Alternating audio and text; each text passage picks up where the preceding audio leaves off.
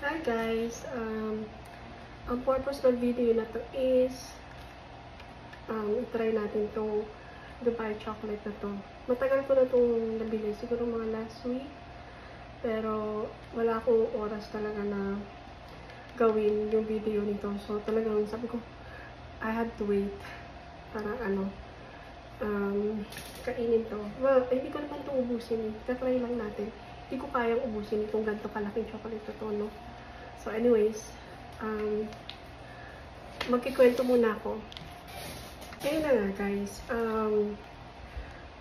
di ba trending nga ito, di ba, sa TikTok or kung saan man. So, syempre, alam mo na, curious din ako. Gusto ko na siya i-try.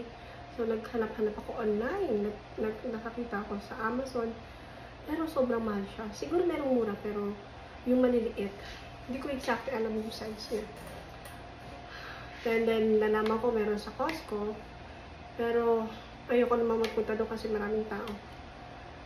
Usually, nag-order lang kami online, di ba? Tapos, meron sila sa Trader Joe's. So, nagpunta kami ni Abby sa Trader Joe's. Obviously, ubos na. Wala na silang gantong chocolate. So, sabi ko, well, probably just wait. Kasi sabi nila, may darating daw sila. Tapos ito, nag-text ako si Abby one time. Sabi niya, meron daw siya nakita nito sa somewhere, I don't know which store, na ganitong, yeah, Dubai chocolate. So, sabi ko, sige, go ahead, just, bili tayo. Kasi nga, I've been looking for this chocolate. And, guess how much? It's $20 for this chocolate. So, sabi ko, sige, we'll just go for it. And, siguro she bought 3 chocolate. And, syempre, siya lahat ang kumain nun. Tapos ako tagabayad, obviously, no? Tapos, itong chocolate to, of course, hindi ko naman ito maubos. So, syempre, share ko ito sa kanila. Titikman ko lang. Para dito sa video na to, of course, di ba? So, titignan natin kung gaano siya kasarap at kung worth it yung presyo na. Di ba? Let's go! Anyways, ito na guys. Buksan na natin siya. Ayan, meron pa nakalagay na ano to? Sweet choice made for you. Yan.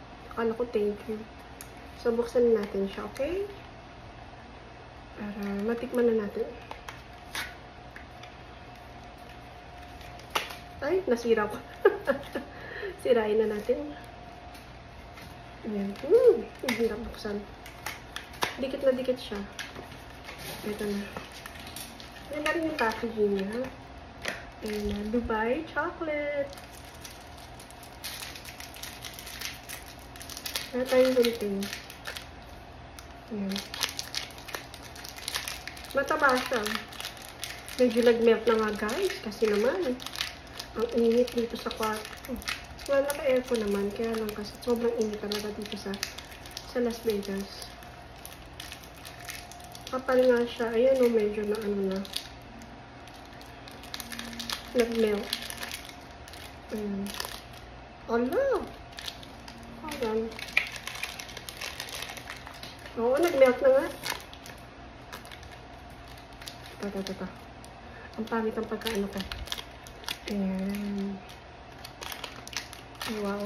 Nag-melt na. Kailangan ko siya lagay sa rep, guys. Pagka natikman ko ito, lalagay ko ito sa rep. Ayan. Okay. So, tikman na natin. Kailangan talaga natin siya lagay sa rep. Bawasan lang natin dito kasi parang mahuhulog na siya eh. Wait lang. Nalagay ko siya sa ziplock. Ito. Ziplock. Ito. Ayan na. Hi! Konti lang. Hindi ko siya kaya. Ano ba yan? Ito. So, ayan yung loob niya. Parang di ganun kasarap yung itsura sa ano. Kasi nga nag-melt. Ano ba yan? Ito na. Tikman natin. Hindi yung itsura niya.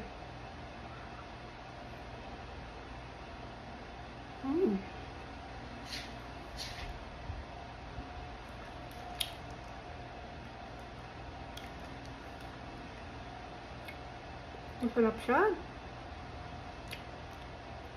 Meron siyang kalasa eh. Hindi ko na maisip kung anong chocolate yung natikman ko na kalasa niya. Masarap siya. Sarap. Yan. Talagang melted na. Yan. Papatay yung konti. Nalagay ko sa rep.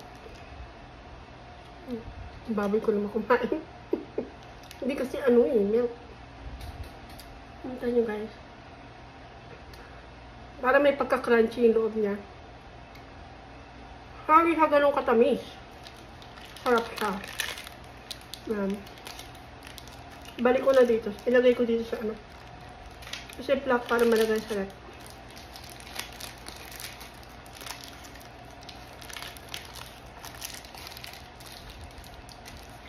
I'm sure inaabangan ito ni Abby. Takaw yun. Joke. Oo, kasi matagal yun na tinatanong kung nakain ko na. O kung nagawa ko na yung video. Ang laki niya, oh, hindi magkasya.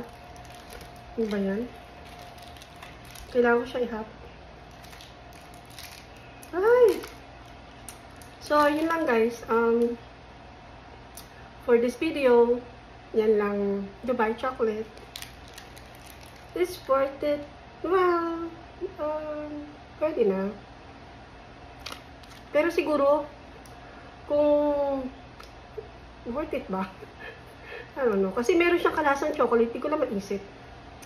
But, siguro kung hindi siya talagang ganun ka-trending, I wouldn't buy it for $20. You know. Siguro bibiling ko lang yung maliliit. Kasi meron naman siya maliliit na gantong chocolate eh. So, pwede na. Masarap siya. Hindi siya ganun katamis. Sakto lang yung lasa niya.